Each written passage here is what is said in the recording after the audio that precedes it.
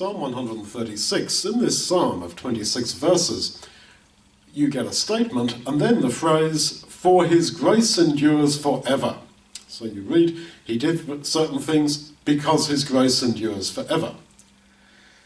Some of these things make sense. For example, he saved us from our enemies because his grace endures forever. Yeah, that makes sense. He remembered us in our low estate. Yeah, for his grace endures forever. Yeah, sure. God is very gracious. Yes, and very gentle to us. Yes.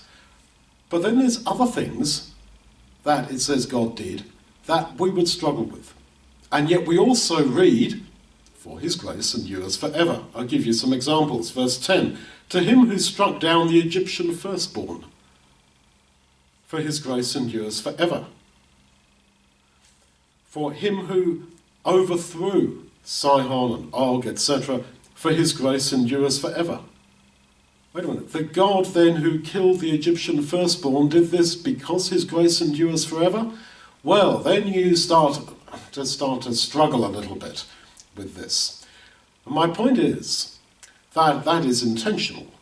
That is intentional, how it's written here, to make us trust that at the end of all things, when finally we are in God's kingdom, we will see that all the hard things that we thought were the difficulties about God, why he killed the firstborn of Egypt, was actually because of his grace. His grace is beyond our understanding. Who would disagree with that? His grace is beyond our understanding.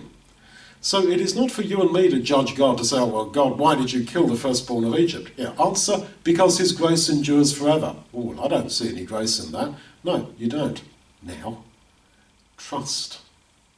Trust the God who has shown you infinite grace. And if you don't know that and feel that, there's something wrong with you, not him.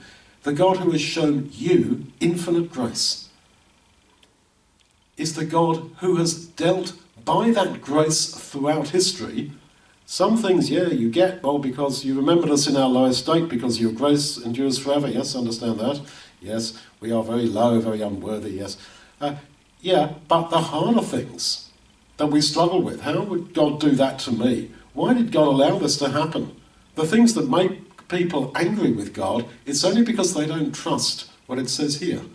That actually that was all of his grace. You won't understand the dimension of that grace now. That's the test of our humility, of our faith, which means our trust.